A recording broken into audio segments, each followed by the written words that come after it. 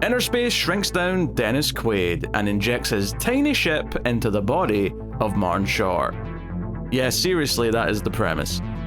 Coming from director Joe Dante, though, I'm pretty confident that we're all going to have a super fun time.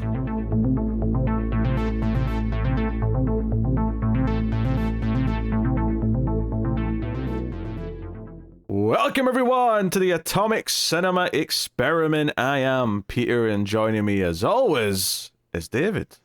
I come in peace. What's that voice? Who's speaking to me? It's me, not Martin Short. Martin Tall. Okay, good. Welcome everyone. It's a science fiction movie podcast, and today's episode was a vote winner. We're doing 80s votes over at Patreon every month right now. And this winner is for basically a category that was like different ship types. So there was a spaceship movie, there was like a submarine movie, and this is the movie that won, which is a ship that goes inside someone's body. Someone shrinks down and goes inside. I guess you could compare it to what was that movie called? Fantastic Voyage from the 60s, which is kind of a broadly similar idea. But this is directed by Joe Dante, and we're going to talk about this. We'll start spoiler free, of course, as we always do. It's from 1987, and I'll just say before we get into it, if you're enjoying the show, do hit the like button. It helps us out a bunch if you're watching on YouTube, to hit the button. And of course, you can get bonus shows from me and David that we do monthly over at patreon.com/MailFuzzTV. I'll tell you more about them at the end of the show. But let's get into Innerspace. I'm curious, David, had you seen Innerspace before? No, I had not seen Innerspace. And honestly, I thought going into it, like I had a pretty good grasp as to what the movie was going to be. But then I realized, I think I was thinking of Fantastic Voyage. Yeah. So when this one started up and it had a very different tone from what I was expecting, I'm like, oh, okay, I'm into it. I want to see how this is turning out now. Yeah, I'd seen this once before. This was actually... so I'm a big fan of Joe Dante. I kind of grew up watching Explorers a lot as a kid. As like, I watched that kind of side by side with the Goonies growing up. And, later in life, I kind of discovered other things that he'd done, like Small Soldiers, Matinee, stuff like that. But I love his filmography.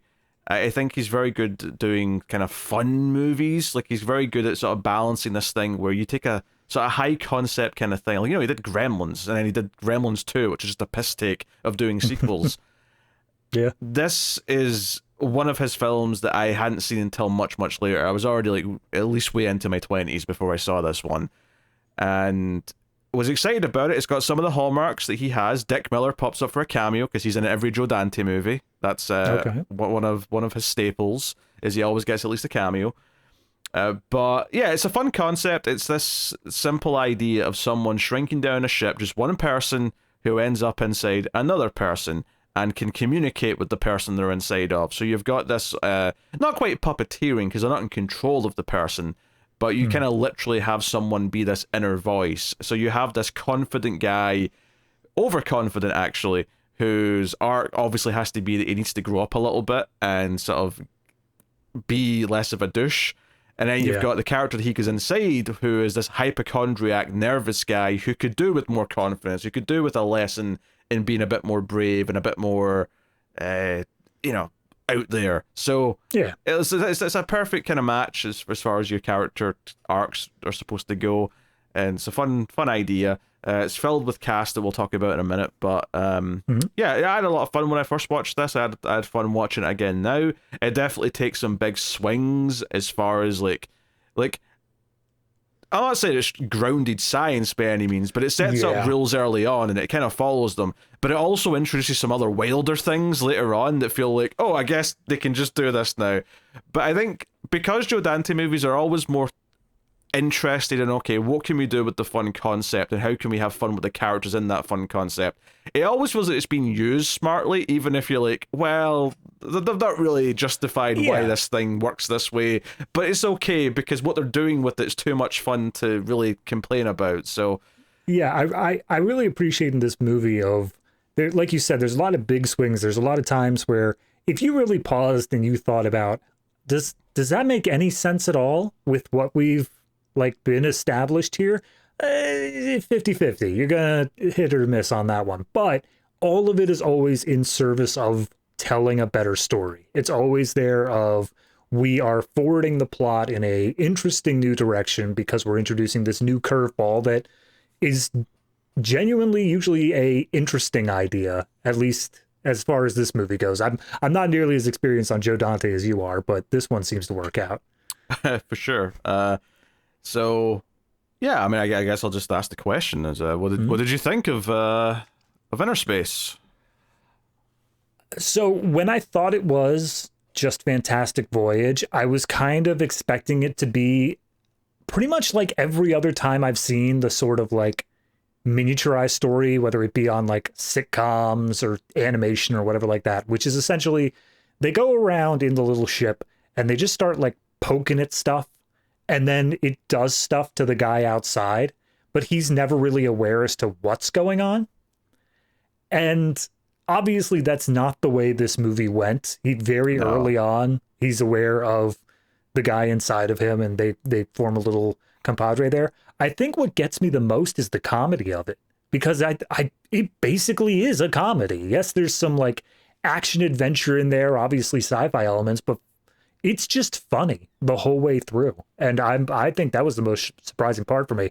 I should have realized once Martin Short's name was on it that it was going to be a comedy, but I didn't see that until I started up the movie. So yeah, overall, I enjoyed it. I think it was great casting. I think that Dennis Quaid does a great job of that just over the top, like confidence character. And then Martin Short, I'm very happy they picked him rather than just, I don't know. There's certain roles that are perfect for the more slapstick rather than just the generally funny actors, like comedians. And I think Martin Short was absolutely cast perfect for this role. So yeah, I enjoyed it overall. Martin Short's one of those weird actors to me who I somehow like know who he is, but other than this movie, I don't feel like I've seen him in that much, even though he's clearly a name that people talk about and he's in a lot of things. I just feel like I don't see a lot of it, but here he is. I mean, you watched Santa Claus 3. Oh, of course, yes. Oh, speaking of connections, this is a wild one, which I only caught when I looked at the actor on IMDb. So one of the characters in this, the villains have this henchman who has a robotic hand. More on him later when we get into spoilers. But that actor was in The Road Warrior. And notably in that review, when we talked about The Road Warrior, Mad Max 2, I said how I barely recognized him from Commando because he looks so different. He then looks very different again in this movie, because in this movie, he's always wearing sunglasses, he's clean shaven, he's got like, you know, kind of, he's not long hair, it's still short hair, but it's not like shaven down like military style, it's more just kind of normal, I guess. In Commando, he's got a Freddie Mercury mustache and the hair's trimmed down shorter, and he's always wearing kind of like this vest kind of thing. And then in Mad Max 2, he's wearing like a mohawk and he's got like, you know, silly Raider gear on. Yeah, I didn't recognize him at all. He's so different. I sort of like smiled when I saw the name Vernon Wells and went, oh shit, this guy is a chameleon. He just keeps changing how he looks. Yeah. So damn, that got me. No, it was fun to see him there. But this is actually a pretty stacked cast. You got Dennis Quaid as Pendleton, who is the pilot of the ship who ends up inside Martin Short. Yep. Martin Short plays Jack Potter. We'll probably just call him Jack, I guess, going forward. And by the way, Dennis Quaid's first name is Tuck as well, in case we say that. Oh, sure, yeah. I don't think it ever was, just because I've never heard of the name Tuck before. I've never heard someone called Tuck. Never heard Tuck? No, I'm assuming that's very American. I mean, it's not common, but it's not like an unheard of name. It's mostly in TV stuff. Tuck Everlasting is the only thing that pops in my head, which is some chick flick from like the early 2000s. And then we got Meg Ryan as the love interest character. Now, what's funny is, and I happened to look up Meg Ryan as I was watching this, just because I was like, you know, I was thinking, man, she was like a big thing in the late 80s and 90s. Yeah. And I'm like, she just kind of disappeared after that. And I was just looking to see if she was in stuff. And she was. She's in like a lot of stuff I've not seen in like TV shows and stuff. But I didn't know until I looked her up. I noticed it said Child Jack Quaid. And I went, wait a minute. And I was like, wait, her and Dennis Quaid actually got married. not too long after this movie. Well, a few years after this movie. But this might have been where they met. I don't know. This is where I saw a trivia bit. This is where they met. They dated for a while, got married, and then divorced because Meg Ryan had an affair. So I didn't know that, but that was in 2001. Just because I only know that because I happened to be looking at this specifically in the middle of the movie. But I did not know this was Jack Quaid's mum. That was a reveal to me when I was watching this movie. Listen, nepotism is alive and well, no matter how talented the actor is. Yeah, but here's the thing, though, right? He's got Dennis Quaid as a father, Meg Ryan as a mother. Yeah. What do you think visiting Uncle Randy was Uncle like? Randy? I'd imagine it's literally just the character from Independence Day. Like, that's all it is. I was thinking Christmas Vacation, but okay. That works too, yeah. I was like, he's just got a trailer somewhere, and he's got all these weird hygiene problems, and yeah. I can't. It's the same with the Howards. Like, I imagine Bryce Dallas Howard going to Uncle Clint's for Christmas, and just like how weird that was. But all right, I mean, I can't imagine any celebrity family getting together. It's one of those things where like you exist in your own world, separate of this, and until I see you starring in something together, you don't exist together. Damn. Okay. We also have one of the villain characters, sort of the money man behind the villains, is played by Kevin McCarthy, who most famously I'd probably say is the main character from the original Invasion of the Body Snatchers from the 50s. So that's a fun callback to that. Plus other roles we have here, Robert Picardo, who most people know from Star Trek Voyager. He plays the cowboy. More on him later. And then some minor roles. We got Wendy Shaw in there, who I only really know because she's in a couple of other Dante movies. She's in The Burbs, which is another great movie, by the way. I love The Burbs. But she was in Small Soldiers as well, and I'm sure she's popped up in other things, but that's mainly where I know her from. So, yeah, a lot of faces. There's a lot of faces in here.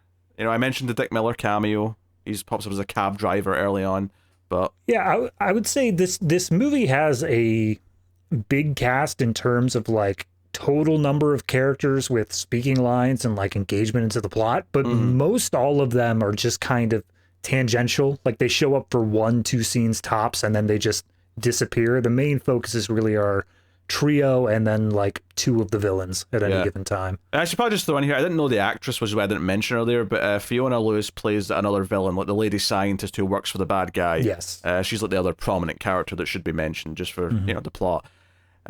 Which it's funny, like her character is very horny, and it stuck out to me watching it because I feel like it's just a little bit more risque than I'm used to in a Joe Dante movie. Maybe I'm misremembering something, but there's a scene that they don't show it too explicitly, but it's very implied, and we'll get to the context later in spoilers, but it's very implied there's a vibrator in a scene, and they just kind of like, they almost just sort of like whoosh it past the camera as quickly as possible just to get that PG-13 rating or whatever they were getting at the time. But I was like, damn, that was actually a little bit, sexy for a Joe Dante movie. You say it's implied, and I guess by like the definition of implied, you're right, but it is right up, it's like just skirting the edge of like, it can't be anything else. Like it has to be a vibrator. It's as close as possible without outright confirming it. Yeah. That's basically what it is, but it's very clear. But that stuck out to me for that reason. So, it's got fun effects. I think this is something to talk about as well. Is that all of the stuff with the ship going through the body is it's all practical effects where they've got a model and they've got these big like particles. They're probably big styrofoam things painted or whatever going through liquid or whatnot, but it's meant to look like blood cells or look like something else. Yeah, apparently, I mean, all of the effects were done by ILM, which obviously they were doing great stuff around this time in terms of practical effects. Apparently all of the blood cells were made of Jell-O. Okay, all right. Like it was given that specific look to it, which again, that just comes down to the practicality of it. It really fits in well, unlike some movies that we've done where it's like, that boulder is very clearly just styrofoam. Yes.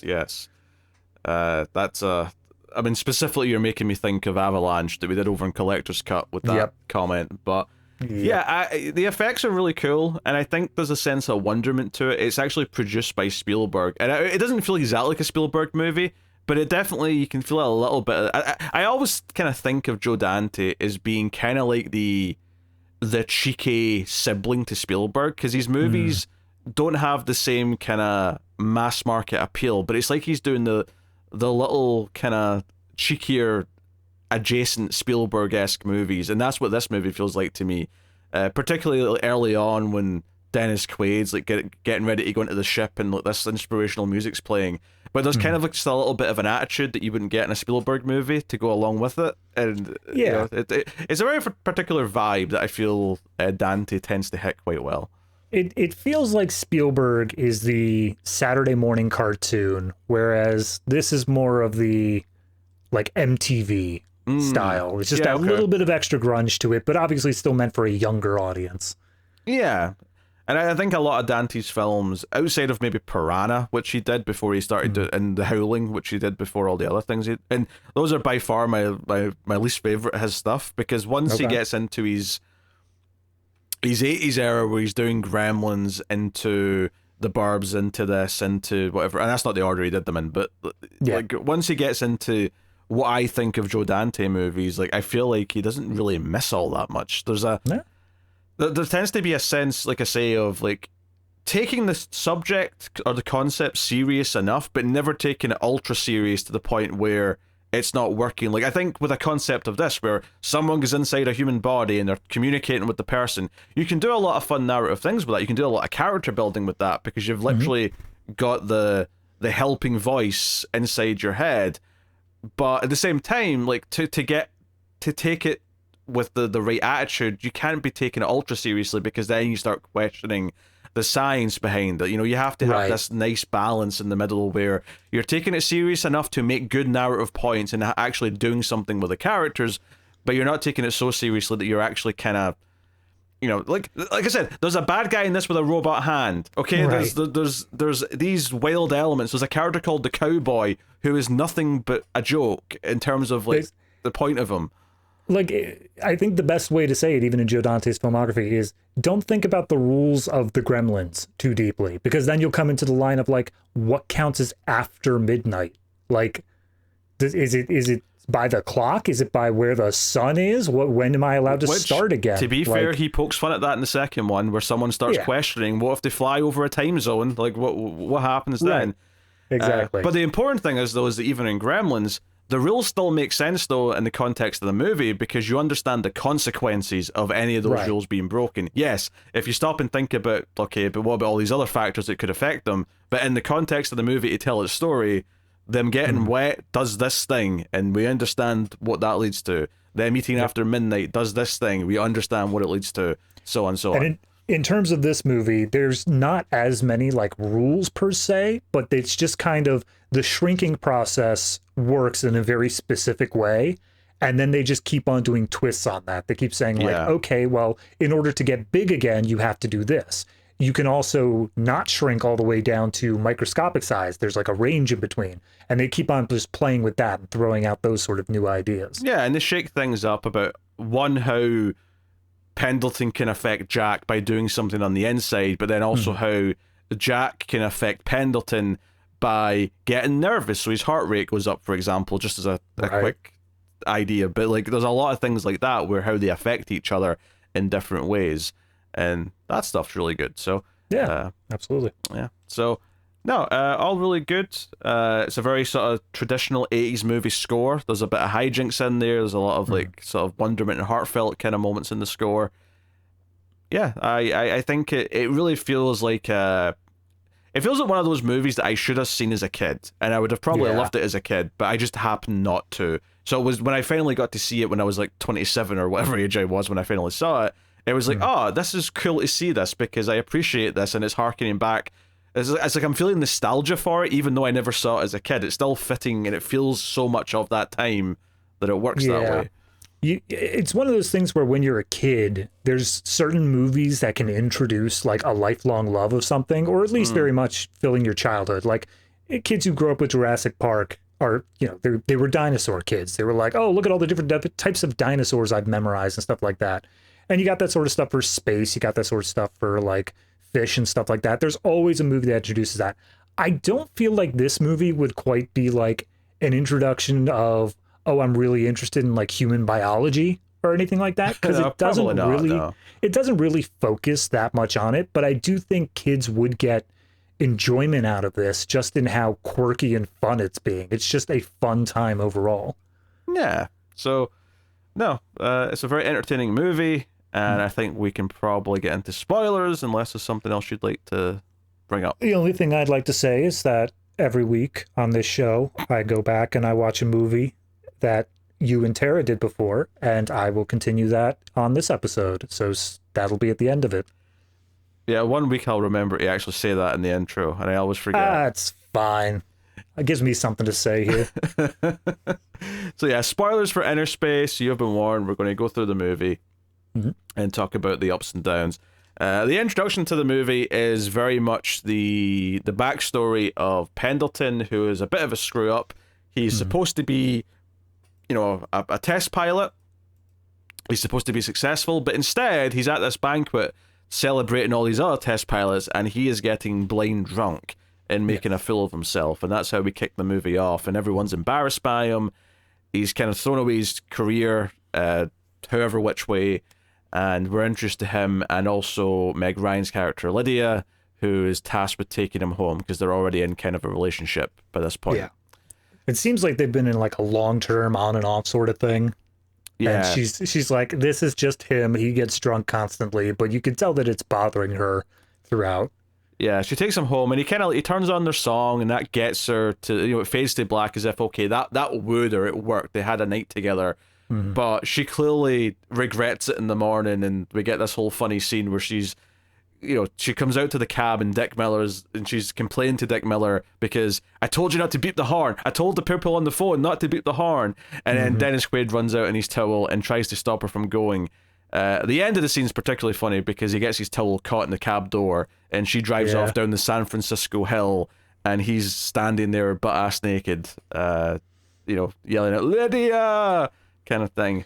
It was actually like, I assume that he has some sort of like modesty bikini somehow, like that's only in the front, but that was not a soundstage. That was definitely a San Francisco hill. Oh yeah, and all I could think is like, oh, these Quaids just causing trouble.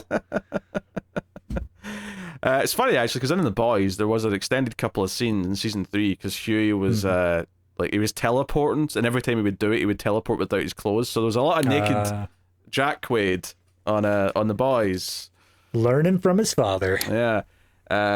What a couple of things to point out is that he's clearly already taken the assignment of this gig that we jumped to in 2 months, because he's already got references to it at his place, because there's all these like bunny related things, and it's because the experiment that he's supposed to do is that he's going to go in the ship, shrink down, and the test is going to be to put them into a bunny, which makes sense because bunnies are often, the phrase test bunny is literally a thing. So I have never heard that being a thing, but all right. Really? Nah. Yeah, you test on rabbits. That's the thing. There's the laboratory mice. You have lab rats. Yeah, lab rats, but test bunnies, I don't feel like I've heard that. People test on bunnies. That's the thing. Oh, yeah, no, they definitely do. I've just never heard it talked about. Nobody wants to say, like, look at this adorable little animal we're injecting stuff into. We're injecting the animal with Dennis Quaid. Ah, yes. The standard tests. Yeah, but I mean, it sets up that this relationship is doomed. She runs away from him. But it's all very entertaining, like them bickering at each other in front of Dick Miller, and Dick Miller interjecting a little bit where he's like, "Oh yeah, nice clean break. This is what's good." And then they say something to sort of tell him to shut up, and he's like, "Oh, so it's like a one night thing." And then they get really mad and tell him to shut up. And I enjoyed the interjections there. I think. Yeah, you telling me that Dick Miller is a recurring makes that role make so much more sense, because it seemed oddly strange that he was talking so much to them. It's not that intrusive, but I think it's like, yeah, if you're a long-time Joe Dante fan, you get to enjoy the Dick Miller cameo. Sometimes it's more than a cameo. He's got a bigger character in some of the movies, like in Gremlins, but I would hope so. Yeah. So, yeah, I think right away you get that the chemistry between the actors and how they're bouncing off of each other is going to be a big part of the movie, and that is going to be a big part of the movie. Like that's the fun of this year. So we jump ahead 2 months. And there's a guy who we saw at the what's his name here? Pete Blanchard, who was at the airspace thing before at the start of the movie. He's actually been taken by a scientist to be shown this experiment that's going to have Dennis Quaid in it doing the piloting. Yep. And we get some build up to this. We see all this kind of play out. I do think that this scene, I don't want to say it's weird because it works for whatever it is it's trying to do. It's just establishing that he's coming in essentially as like funding or like connections to possibly like military or whatever. He's providing something to this experiment if it works. But the purpose of the scene is to basically say, here's who Dennis Quaid's character is now, 2 months later, and like historically who he was as well. And they keep saying how he's like, you know, he rejects authority. He makes up his own rules. He does whatever. But everything he's saying, I don't feel like that's the character we end up seeing at all. Like, he goes by the book. He does everything that he's supposed to do during the thing. So I don't know why we took this time to say that he's a rebel without a cause here. Yeah, I think this character, it's debatable how much you need of him early on here. I think the important thing about this character, though, is that later on, his attitude towards Quaid's character is going to motivate some decisions about how Quaid and Martin Short tackle the next part of the movie, and that's why he's important. I think the bigger thing here is the build up to the experiment, and Dennis Quaid does come out as if he's a rock star in front of all the he kisses one of the scientists on the mouth. He's like high-fiving the others. Like he treats this like he's having a fun day. You know? I mean, to be fair, everything I know about test pilots, which isn't much, but the one thing I know is how absolutely like cocky and over the top they are about their own selves. So that fits with what I have a general idea for. He's up his own ass, which is ironic because in a few minutes' time he's going to be up someone else's ass. Speaking of which, do we want to talk about the doctor scene with Jack Putter? Yeah, that's interspersed here in that we get an introduction to Short's character, Putter, to establish he's a hypochondriac, that he's scared of everything. He's at the doctor's. The doctor at one point in this scene points out that, you know, he's not mad that he's a hypochondriac because his repeated visits is the cornerstone of his entire medical practice. So he's very enthusiastic about it, but you know, Martin Short's kicking the trays over. He's getting nervous. We immediately get into the slapstick routine where he's just throwing himself around the room, basically. Yeah, he talks about this nightmare he's having of the cash, because I don't think you get in this scene necessarily that he actually has this job. I just thought it was a dream until we actually see him at the job later. But he's working at the cash register at Safeway, and the items are ringing up incorrectly, and they're like, it ends up being like $100,000 for like this bag of groceries, and he gets scared of the woman who's got big mean red hair, I think he puts it as. Yeah, and he wakes up. She pulls out this gun, and he wakes up before he's shot, which is normal for dreams. You tend to wake up before you die in dreams. That tends to be a thing. But he was just like, this thing was not just an anxiety dream to him. This was a full like nightmare. He was like, I was going to die, and this is just one of many nightmares I have because I am so incapable of dealing with the world. The important part of this scene, though, is that this motivates the doctor to tell him that he should go on a break, he should relax, maybe have a vacation, which is why Putter's going to be at the mall, at the travel agency. Yep. In a little bit. So that's setting up some important stuff there. So, it's a very economical scene, right? Because it sets up who the character is, his personality type, and it motivates, from a logic reason, why he's at the location that he's going to be at that's important in a few minutes' time. So, very, very economical. I think, the movie's 2 hours long, but I don't think the pacing ever felt poor to me.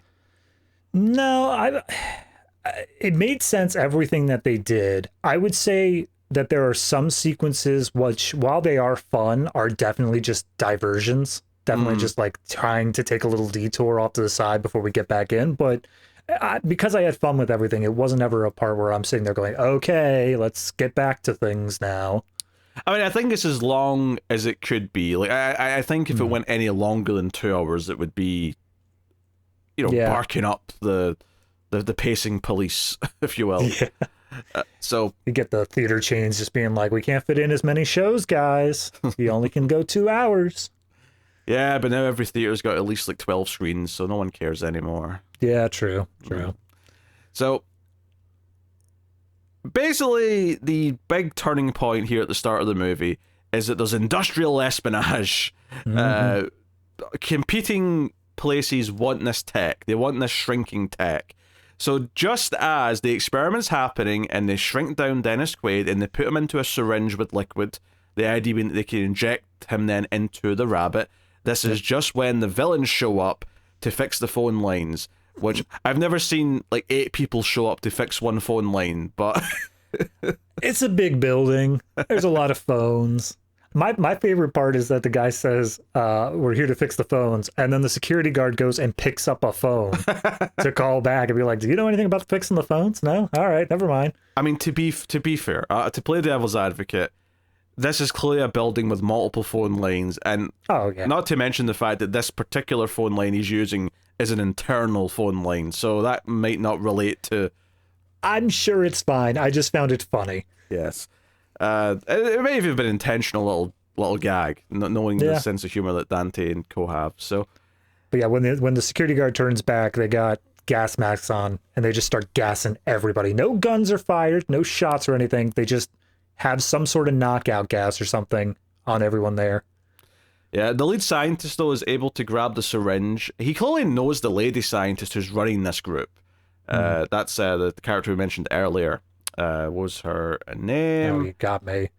They don't say it like at all. Yeah, but she went by her first name over and over again. Oh, just Margaret? Okay. Yeah. So she kind of like is right away got a kind of a flirtatious thing going on where she's kind of being coy with him. But the scientist grabs the syringe and just bolts it. He just runs for it. And we get a chase sequence where she calls in her main henchman, who is Vernon Wells' character. What's Igo. Igo. Very Igor, isn't it? Igor. Yeah.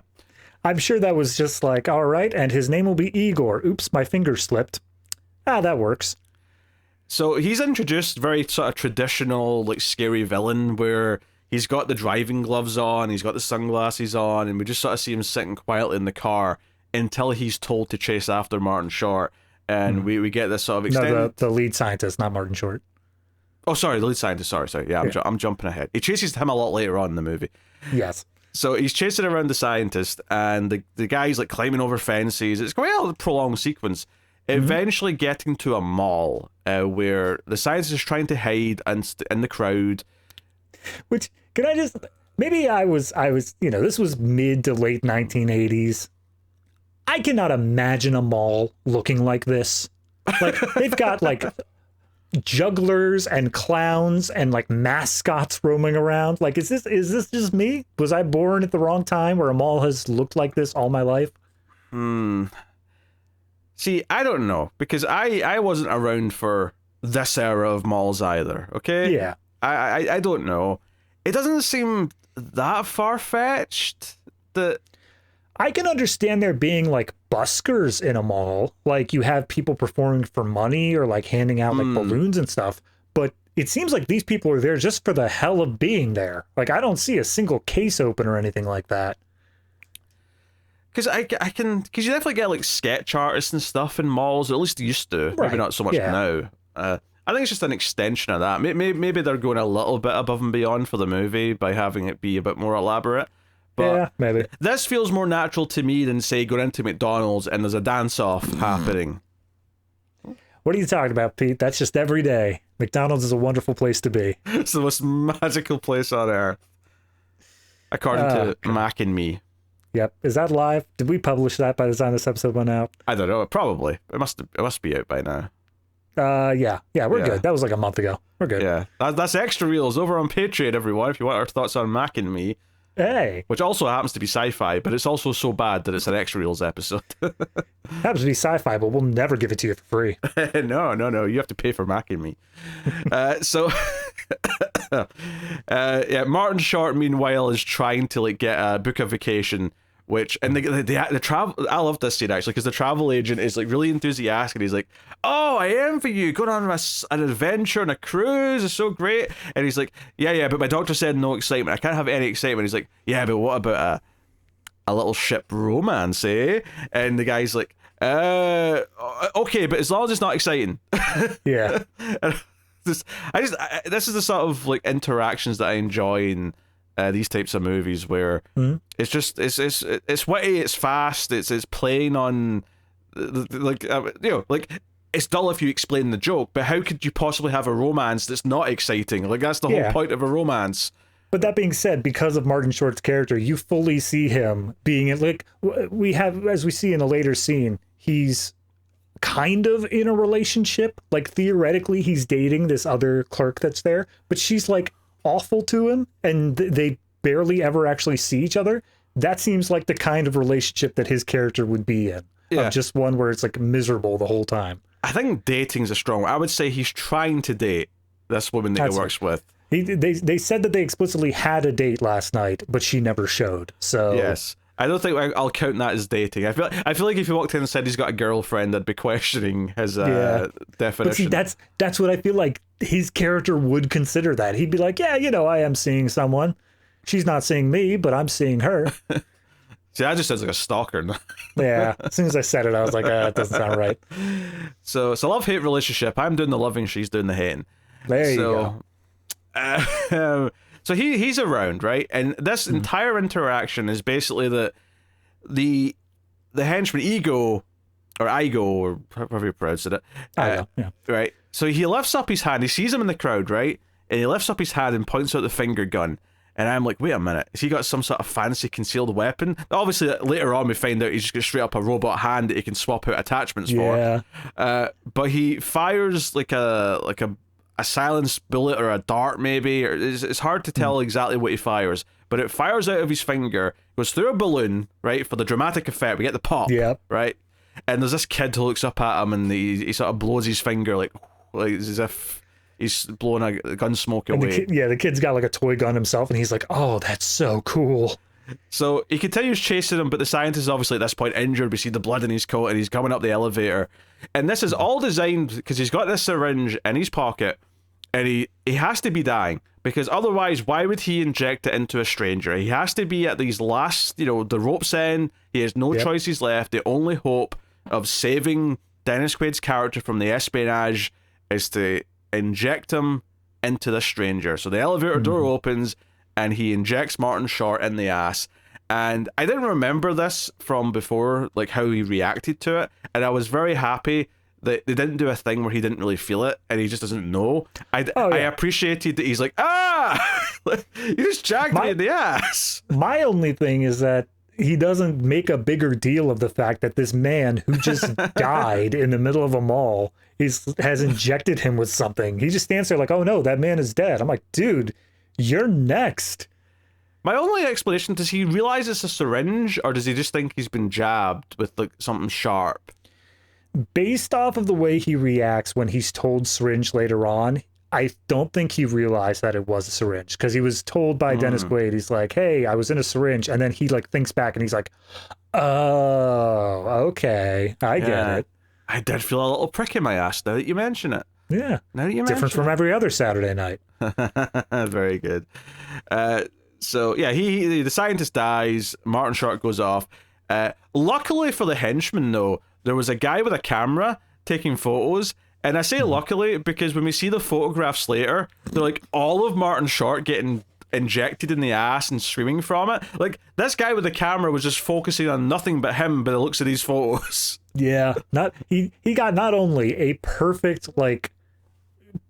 shot for Martin Short's resume, but he also got the Safeway badge on his shirt that specifically says his name and where he works exactly.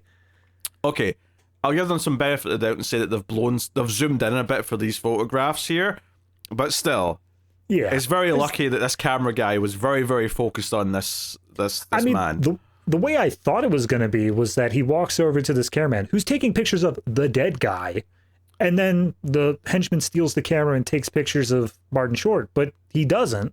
Martin Short just walks away, so it must have been the camera guy taking the pictures. Yeah. That sets that up. Which, because of this though, stuff starts happening when he goes to work, right? So we have kind of the slow rollout now of him realizing there's something going on. Yeah. And the force of getting injected into Jack has knocked out Dennis Quaid. Like, he blacks out for a while. Yeah, and when he wakes up, he doesn't really know where he is. He's like, wait, am I in the bunny? I'm not sure. Like, it doesn't look like a bunny necessarily. And he starts, like, doing things with his little ship where he's sending out jolts and, like, you know, EMPs and stuff. Yep. And this is notable because when he goes to his job, it starts affecting the cash register. So his nightmare plays out where the cash register starts ringing up thousands of dollars for a bottle of shampoo. And everyone's commenting on it, and because it's his nightmare, he's sort of reliving. He starts freaking out and grabbing people and overreacting like he does, making a whole scene. I mean, to be fair, it's his nightmare down to the fact of there's the woman with the angry red hair, who sees the number, reaches into her purse, pulls out a gun, and it turns out that it's actually just a cigarette lighter shaped like a gun. Which I'm gonna go ahead and say, not cool, lady. Like, it's not like you can pull that out in private settings, so be it, but don't be in the front of a grocery line and pull a gun out of your purse. Yeah, I don't think it flies in the modern day world to have anything, having anything that could be mistaken for a real gun in the modern day world just feels like a big no-no. Yeah. So, but his boss thinks he's losing his mind because he's freaking out. He thinks he's certifiable. This is also where we meet Wendy, who's actually played by Wendy Shaw.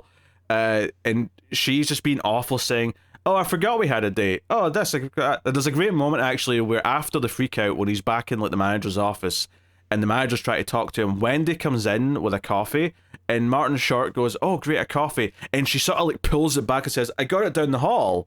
Like she wouldn't even entertain the idea of handing him her coffee.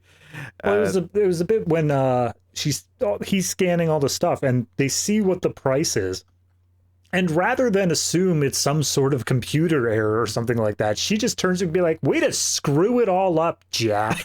I'm like, "Geez, man, what do you see in her?" Even the boss says that. He comes over and says, "What did you do, Jack? What did you?" Oh, yeah. What do you think he did? Do you think he just scanned it like 100 times or something? Like, yeah, you know, beep, beep, beep, beep, beep, beep, beep, beep. $700 for your shampoo, thank you. So he's like, okay, maybe you should go get checked out. And, you know, the boss is making like crazy signs behind his back and everything. But this is where at least I would say the real comedy of the movie, because at this point, or around this point, is when Dennis Quaid goes to the ear, right? Well, actually, first he goes to the eye, you're right. This is the scene with the boss where he goes to the eye and basically injects a camera into the optic nerve so he can see out his eyes. Okay, it makes sense. He looks around and he's like, all right, we got image. Who the hell are these people? Oh, yeah, I love this isn't the lab. I love the line where he's like, those aren't scientists. That's not the lab. Why is the bunny standing up? I don't understand this. And I think it might be at this point right now where he's just like, I was injected into a strange man. Like, that's all he says. But when he's on the way to the doctor's, he goes up to the ear, or the inner ear, obviously, and basically starts talking throughout his speaker to try and talk to him. So we get Martin Short hearing a voice in his head in the elevator when no one else can hear it, and him sort of turning and being like, did you say something? Could you hear that? And then it continues into the waiting room where he's sort of doing that with the people sitting next to him. He's like, did you hear this? Like, no, I didn't hear anything. What is it? No. All of it is just, it's all just a chance for him to like overact and to sort of like jump up out his seat, turn to the side. Eventually you get Dennis Quaid saying like, hey, it's me, I'm inside of you. And as he gets up, he's like, oh my God, I'm possessed. Which actually leads to one of my favorite lines of the movie is we cut to the doctor's office and the doctor comes in and Martin Short's like sitting like, or he's sort of upside down on his back with his legs going up the wall. And the doctor leans down and goes, well, I think we can rule out demonic possession. I love his reasoning for it, though, because it makes sense. He's like, you see, demons don't usually talk to you, they talk through you. And I'm like, yeah, you know, that makes sense. I mean, at least based on movies that I've seen, it sounds reasonable. Yeah, exactly. Sounds reasonable enough. This guy just loves getting paid constantly to take care of this guy, though. Oh, He's yeah, like, maybe this was an 80s thing before, like, the greed of the modern world, but, like, how in the hell does a Safeway assistant manager have insurance to cover all of this? Oh yeah, all this trips to, because we see his apartment soon, and it's like this little studio apartment. He's like, Yeah. he's barely affording anything. How's he affording all these doctor visits in the US? The best insurance in the world. Safeway takes care of its Safeway. employees. It does. That's the whole reason they're okay with this scene. They're like, you might get overcharged by $100,000, but our insurance plan.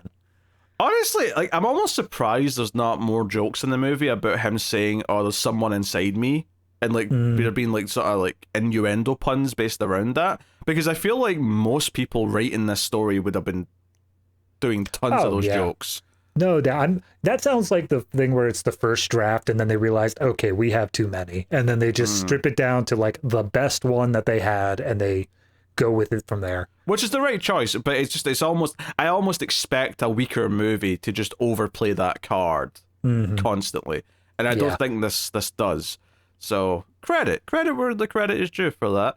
Yeah. So yeah, he goes home after the doctor, and obviously now he's alone. He's not with other people, so okay, it's finally a chance for Pendleton to really talk to him and be like, "Look, I'm inside you, okay? I shrunk down. I'm inside you." I mean, you say you open with the "I shrunk you." I feel like it takes him 10 minutes to get to the "I shrunk you," because he just keeps saying like, "You're gonna have to listen to me, Jack. I'm in you, Jack.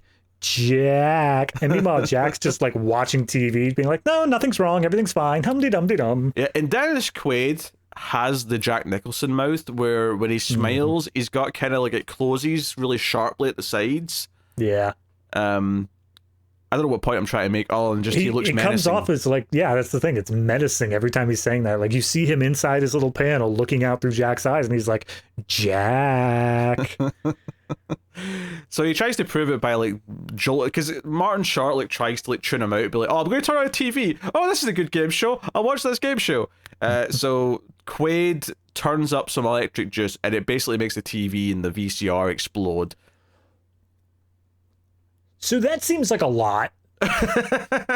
Like you've got, if we're talking about like, because at a later point they made comparisons to like, yes, the space race and nuclear weapons, all of them powerful, but miniaturization's where it's at. If you have something the size of a blood cell that can blow out all the electronics in a studio apartment, yeah, that is a weapon of mass destruction. It's wholesale. It's a big deal, especially for spies and shit like that.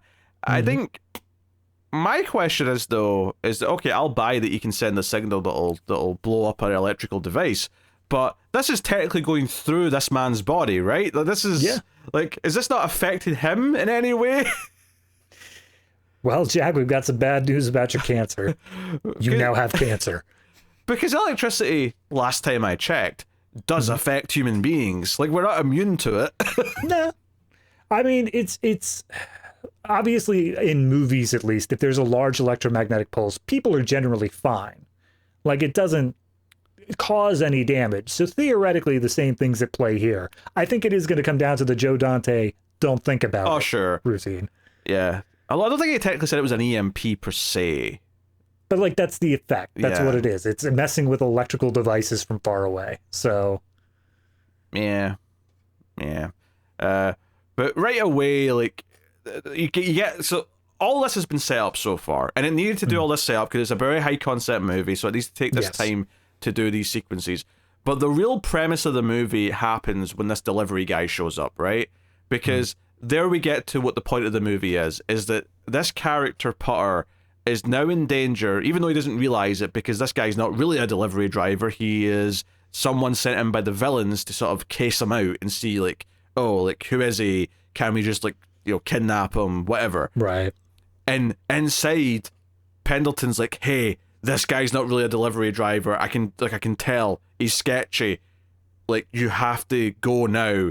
And immediately the guy pulls out a gun. And that's what the premise of this movie is. It's putting this character in dangerous situations that he's too scared to deal with, but you've got this more confident guy inside trying to give him instructions, trying to tell him what to do. And sometimes, of course, it'll pay off and you'll do something he never believed he was capable of. And then sometimes it'll lead to hilarious results as he tries to be tough or tries to get around the bad guys. That's what the premise of the movie really is. Yeah, pretty much. So going back 14 episodes ago, this really reminded me, at least this first sequence, of Upgrade.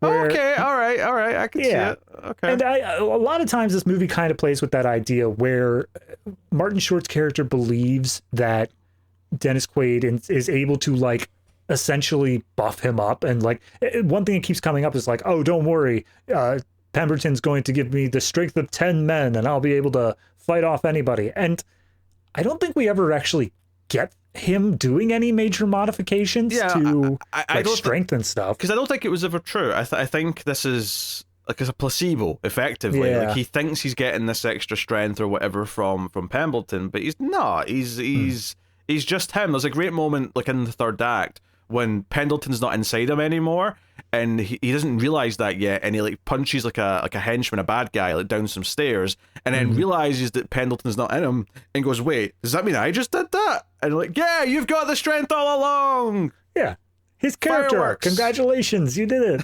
it. You could be strong too. Happy days. So, yeah, I mean that's really when we get to the real meat and potatoes of the movie, is once we've set it up, they're talking to each other, and he's trying to help him. And it's not just obviously with bad guys, it's also confidence with women.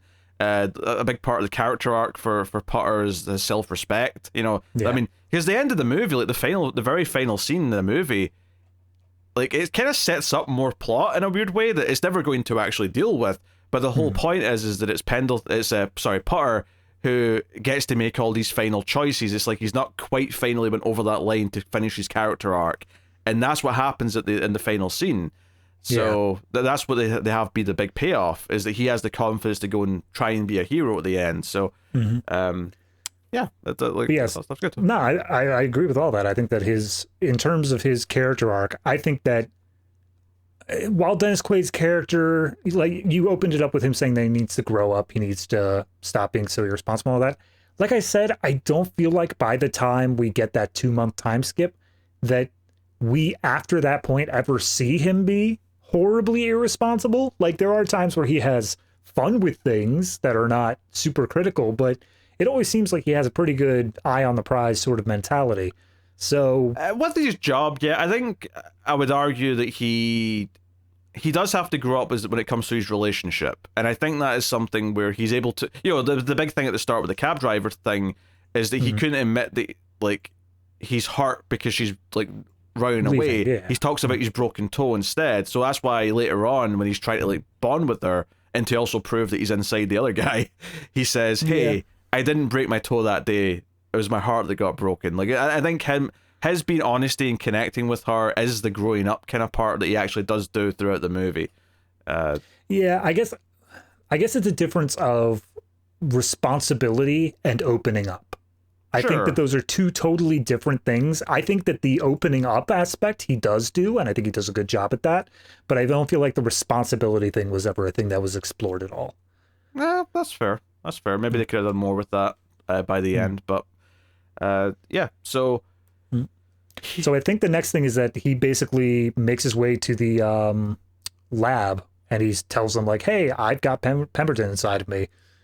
Yeah, they actually go there really quick, which I don't think I expected when I first watched it, is that they just go straight to the lab, and it's what's that guy, Pete Blanchard's there, the scientists are there, and they're talking about, okay, what are the issues here, and this is where they set up some important stakes for the movie, because it's like, okay, he's in there, and we need to get this little computer chip thing back that the villain stole.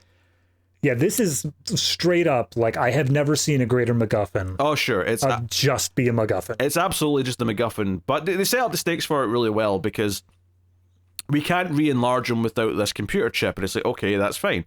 But then they say why that's a big deal, because, oh, by the way, by about 9 o'clock tomorrow, his air supply is going to run out. And I love that they actually thought that somewhat, like the audience would say, yeah, but he's inside a human body, couldn't he just get oxygen via him? And they're like, no, he can't open anything because the pressure would kill him. So it is an issue. He needs the air supply. I love how they explicitly make that Pete Blanchard's line, so that when he says it, Dennis Quaid is able to be like, yes, stupid. Clearly that's not going to work. Why would you even think that? I will say, though, again, this is where you don't want to think about it too hard, but the fact that he's able to put out a flask later to collect some booze that's coming in makes you go, why can't he put out something to collect some oxygen? Yes. Moving on. Yeah. Also on that subject, he's so small that we're seeing the particles in the blood or whatever fluid that he's swimming around in, right? That's how small he is, right? That basically the thing he's in is not really a liquid anymore, right? He's seeing the individual things. And yet, when the booze comes into the body, he's able to still collect that like it's liquid. I'm like, wouldn't he be just seeing the molecules or something? Well, I mean, the difference between a blood cell and a molecule are severe. Sure, so, okay. I'll accept that, but... You wouldn't see the molecules. However, the molecule, like, proportionally, the molecules would be thousands of times bigger than his body is used to dealing with, and therefore he shouldn't be able to get drunk. Like, you're right. It's not something that should work out. But by that logic, it also wouldn't make any sense. Like, they wouldn't even have to do the pressurization lines. They could just say, like, no, if he breathes any outside air, his body can't convert it because it's thousands of times bigger than he's used to dealing with. Like, that would be just as easy an introduction. Yeah, but they wanted to do the booze bits because they thought that was funny, exactly. which is fair enough. But like, so they couldn't use that excuse. But the big thing here is that when they're talking about, okay, we can make another chip, but it's going to take weeks, and he doesn't have that much time. We have to get that one back. Pete Blanchard's a bit of a villain here and says, look,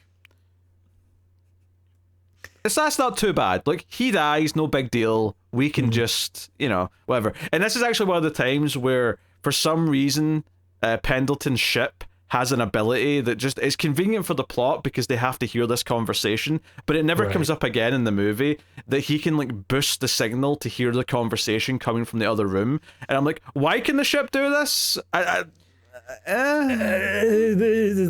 inner ear bones are always vibrating slightly, but he's able to pick up on it more with computer instruments. Okay, sure. Take it.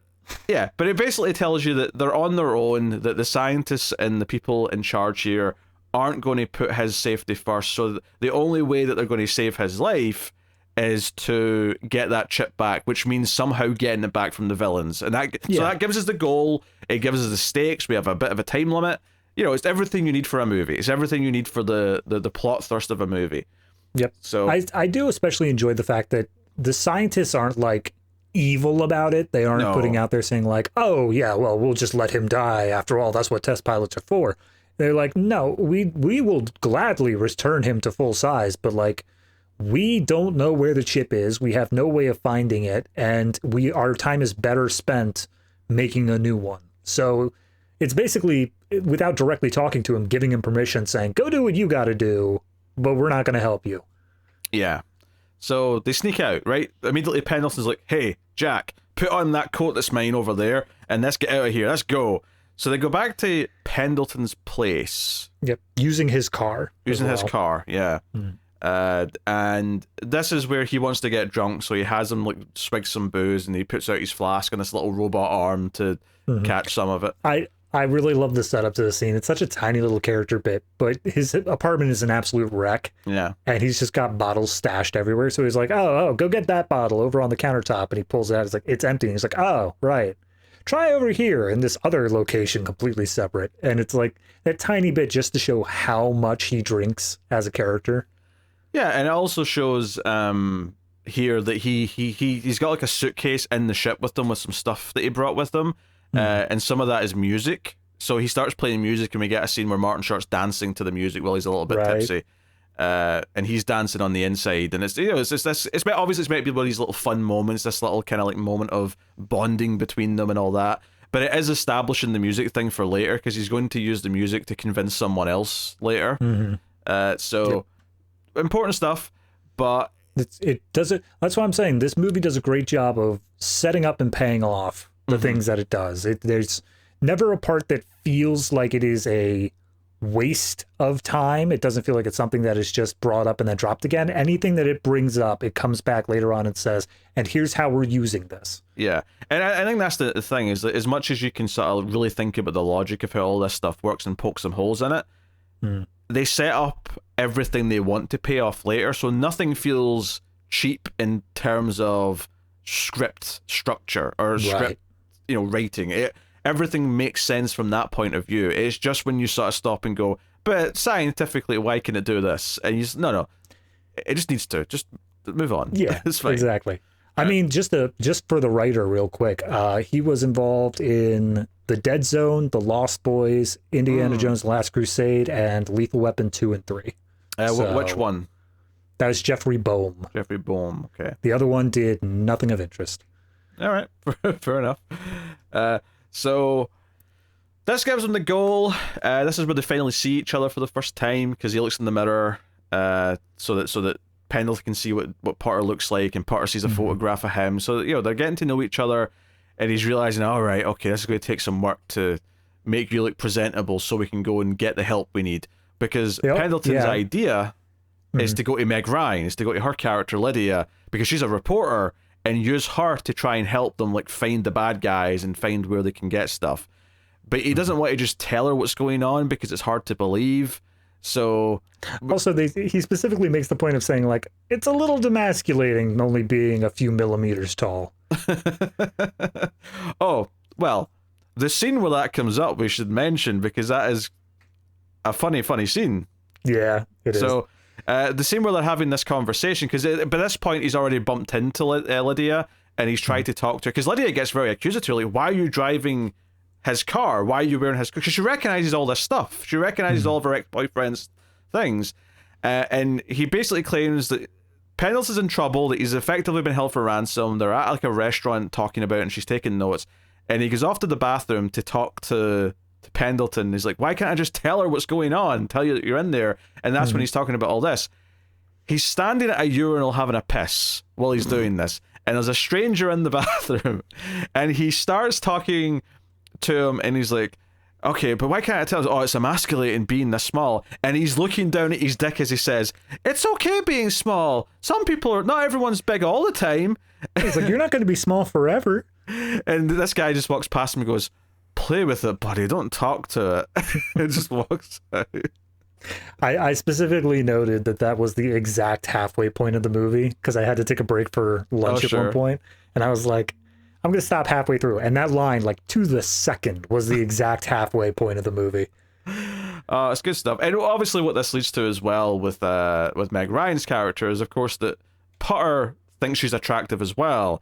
And, like, Pendleton will catch him looking at her legs once every so often and be like, hey, stop that. What are you doing?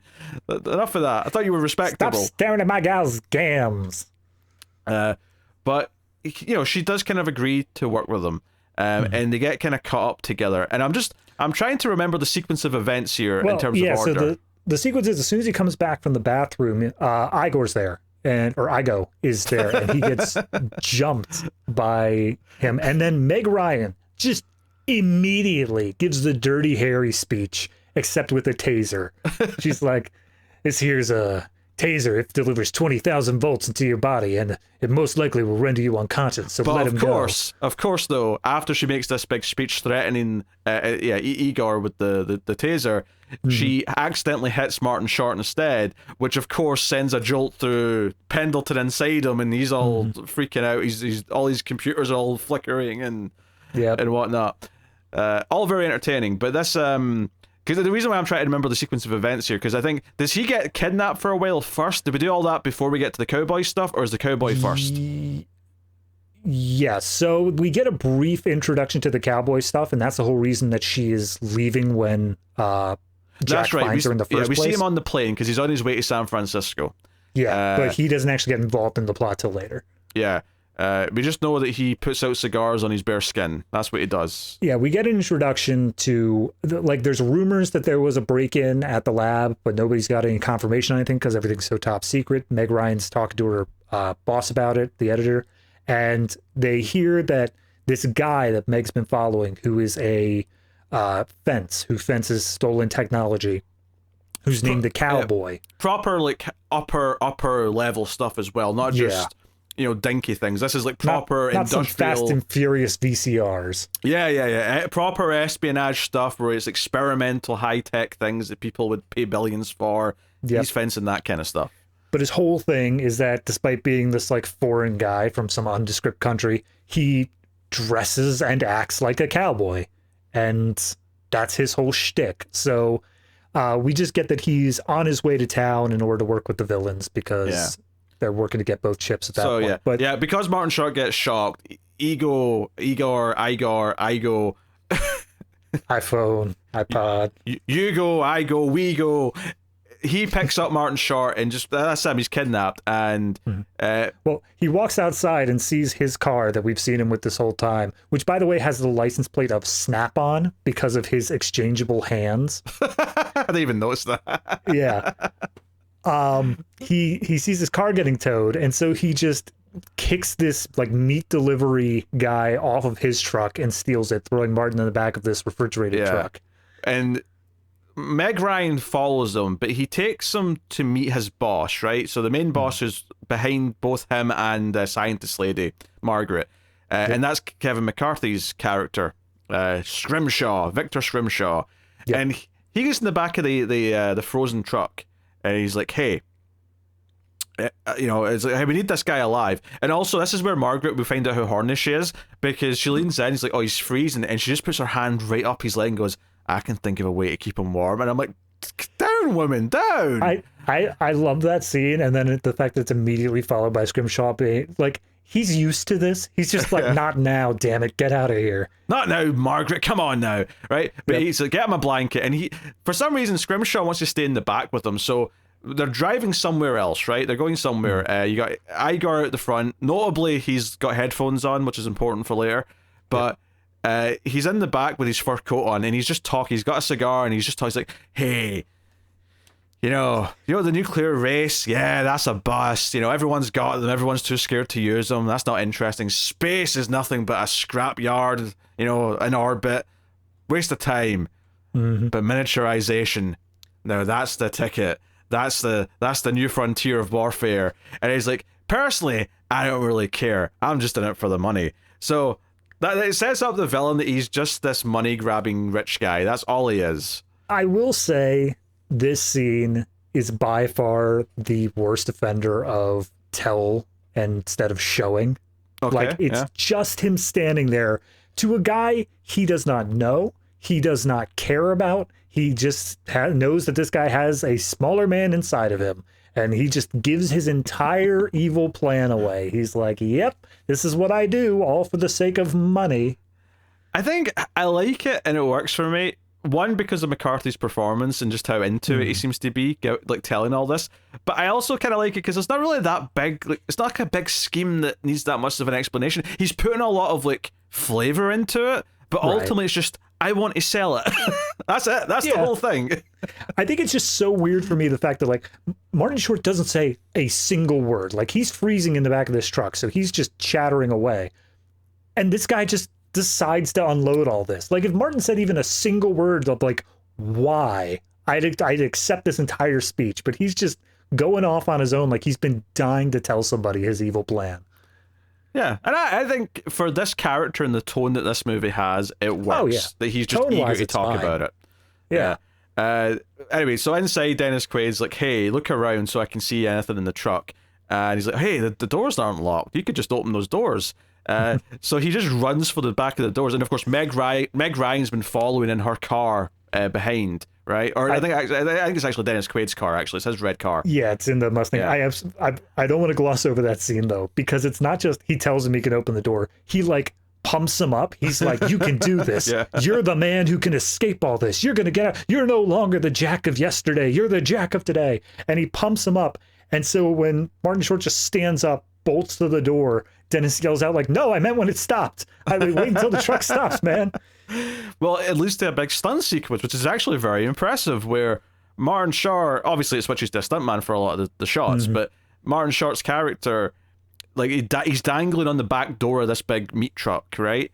And he's dangling off. Meg Ryan's in the red car trying to pull up behind him, and he's trying to, like, sort of, there's a point where he's got one foot on the top of the windshield of the red convertible, and he's got, like, he's hanging onto the door otherwise, and, like, a motorbike guy rides between his legs, and that's funny.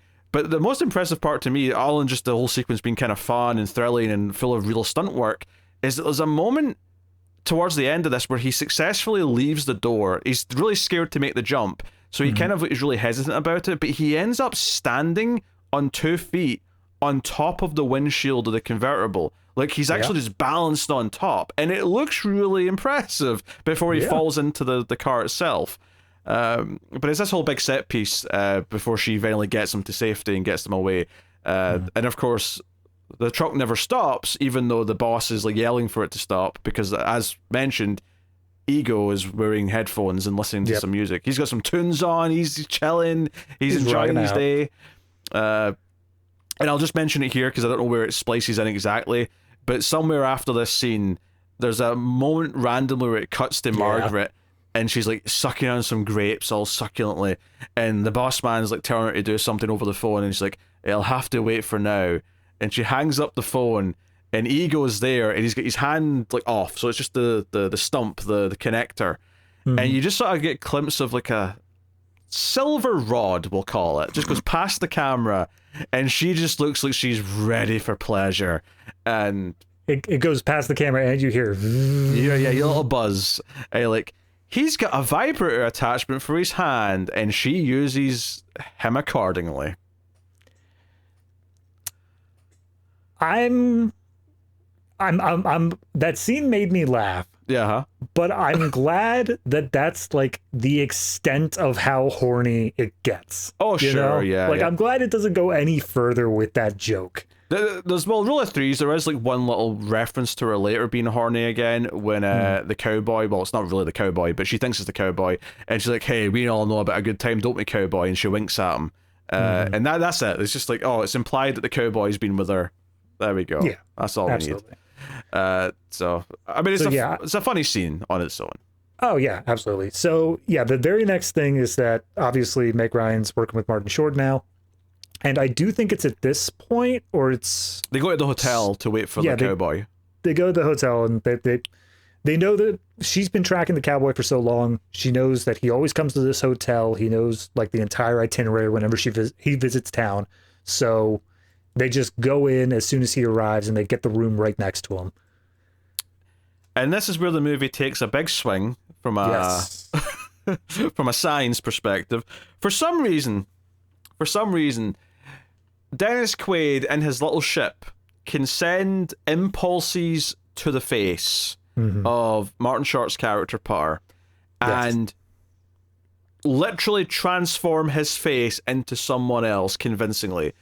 And when they basically, so there's a whole actual thing before this where they go out to a club because the cowboy goes to a club, and this is where they run into Wendy, who all of a sudden thinks Potter's actually more attractive than normal because he's got some of Dennis Quaid's clothes on, and which, I mean, I'm gonna say it, I was really into this sort of like weird ass love triangle plot here because it's a unique situation. It's a very, like, no other movie I've ever seen has handled this, where there's a guy and a girl who are, the guy's into the girl, and it seems like the girl's just as reciprocative for the guy. And then you have the ex who's literally there inside the guy's ear the entire time. Like, it's a very different way of doing things. So I was actually interested in seeing how that was going to turn out. Yeah, I you know, as a different dynamic for sure. Just to sort of wrap up the Wendy thing here, is that she's showing interest in him, and she has a line here that kind of made me laugh, just to sort of show how awful she is. She says, "You know, you're the only guy at work I've not slept with, and yet you're the only one that I'm even slightly attracted to." And Martin Short's just like, thanks." Great, thanks, Wendy. Anyway, I got a chuckle out of me. But so he's kind of hitting off with Meg Ryan a little bit because they're having all these little moments together. Meg Ryan goes to dance with the cowboy to kind of lure him in, effectively. But long story short, they end up back at the hotel. Martin Short's convinced by Dennis Quaid to punch the cowboy because Dennis Quaid thinks that Meg Ryan's having sex with him, right? He's expecting them in a hotel room together. So Martin Short is pumped up, and he runs in the room and just punches him immediately. And to be fair, the cowboy's in his underwear. Oh yeah, still wearing his boots though. So he loves his cowboy boots. We see earlier on he's got an entire collection of cowboy boots that he loves. Oh, absolutely. I do love on the drive over there though. That's where you start getting some tension between Dennis Quaid and Jack, where it's essentially Jack says like, hey, Meg Ryan's a nice woman. She deserves better than you. Like I think that I'd be good for her.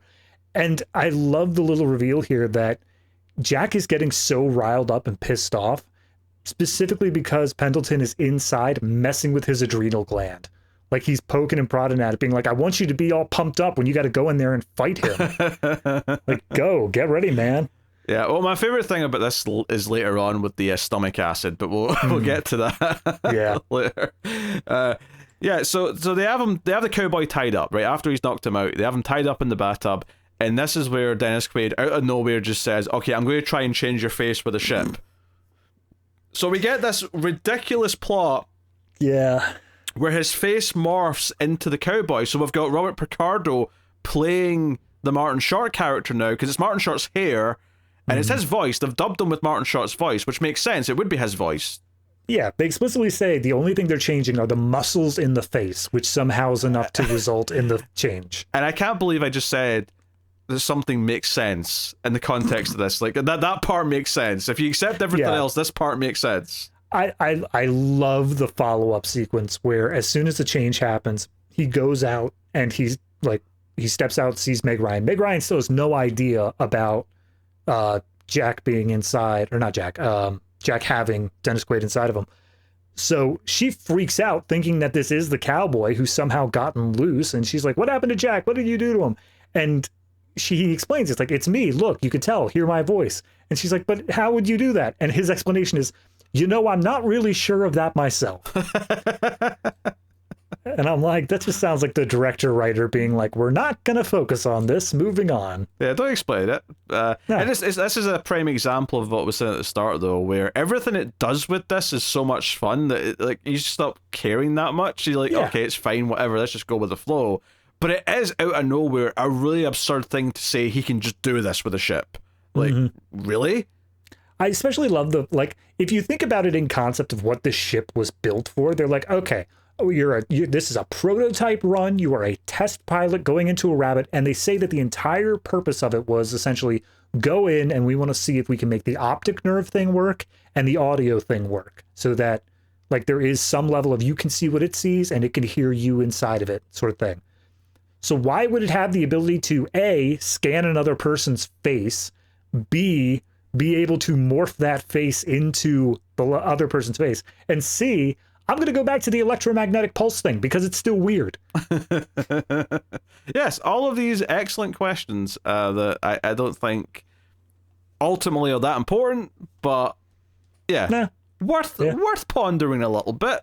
Worth pondering.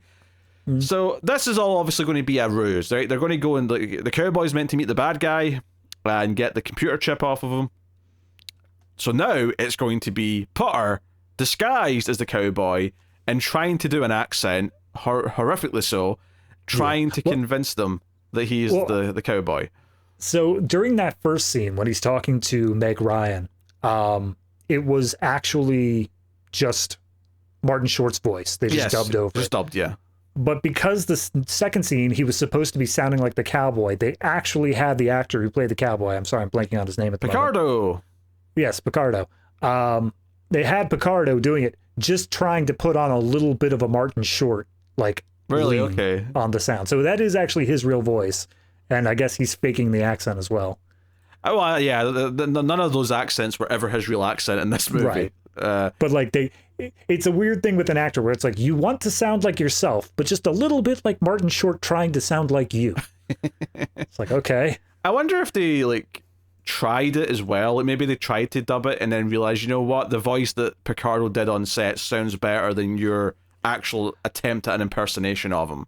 I saw trivia-wise they at least considered it. I don't know whether or not they actually went through with a whole take version of it. Yeah, or maybe they just like, okay, well, obviously you can say the lines on set, and then we'll probably end up doing it with the dubbing like we did the other scene. But maybe they just sort of liked his voice so much they went, you know what? Let's just leave it. Cause it's like, it seems believable. You sound like you could be Martin Short doing yourself.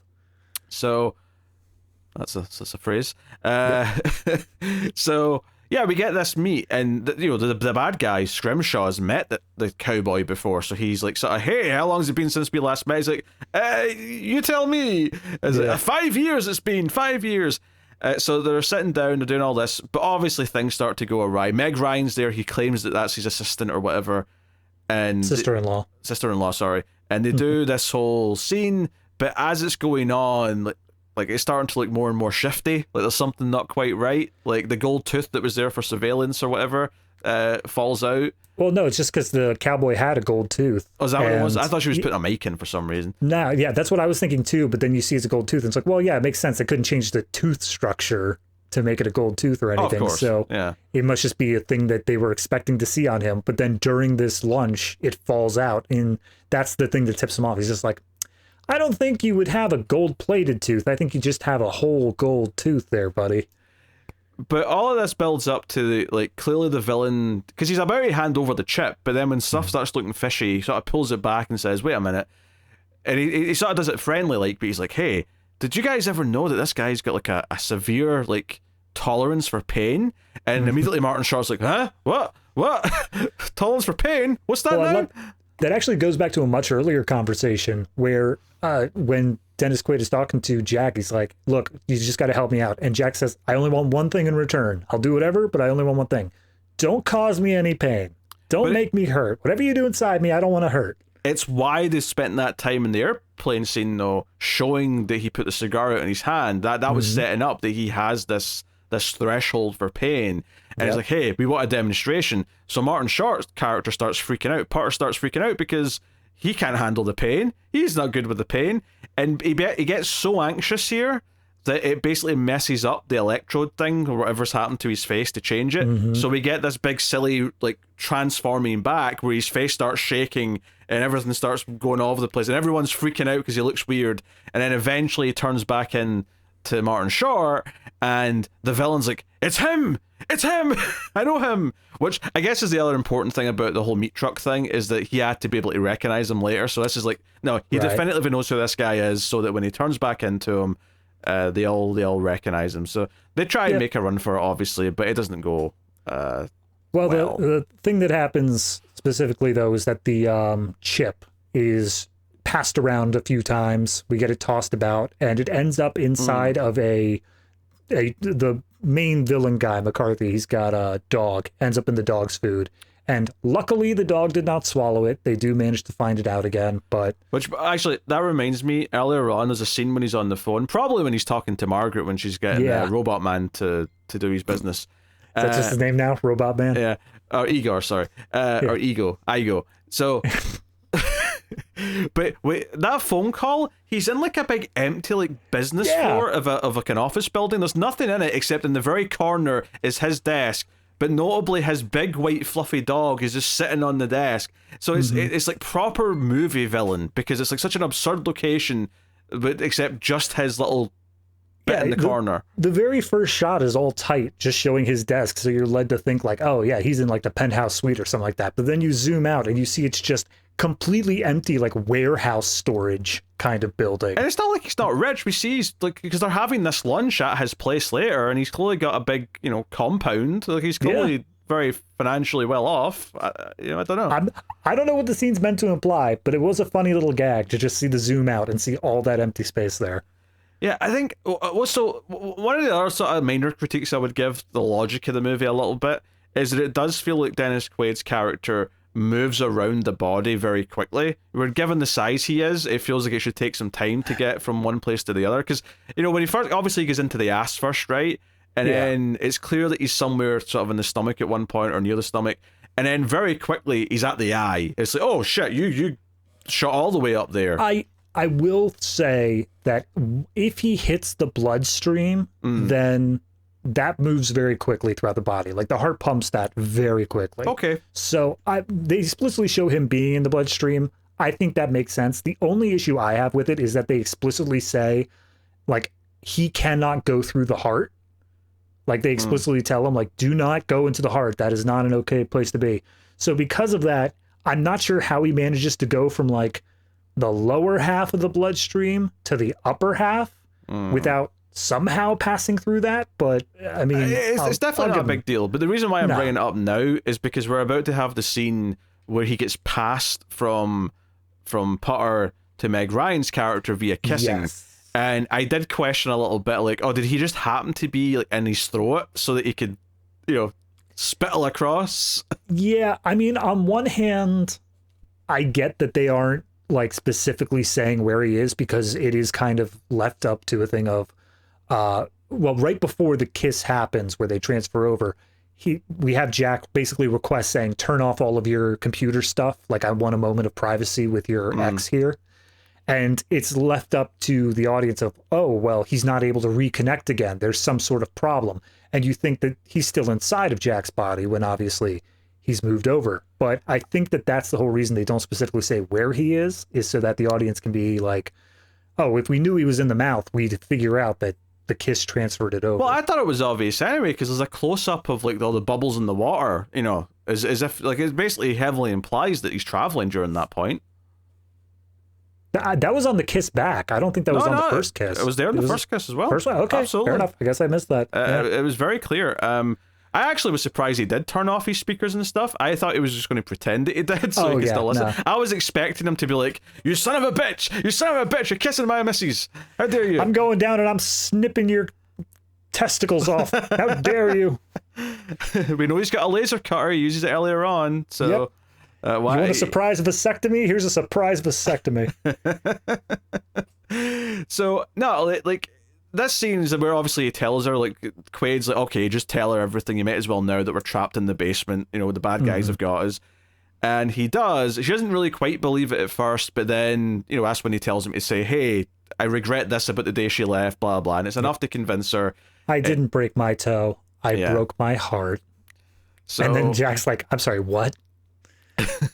So it's like, yeah, okay, can you turn things off for a little bit? I want to talk to her. And they do have genuine chemistry and kiss. And I think the first time I watched this, I was like, I actually don't know which one she's going to end up with. Right. Because in these sort of movies, you always get that sort of vibe as to like, well, it could go either way, but you get the gist of it's probably going to lean towards the quote unquote hero character, like the main one. Yeah. But because these two split that idea of main character so well, it's impossible to tell where it's going to go. Because on the one hand, you could sort of realize, well, there's value in the story of her realizing, I can forgive Pendleton for screwing up like he did, but maybe she's moving on, and this part of characters maybe more like for her.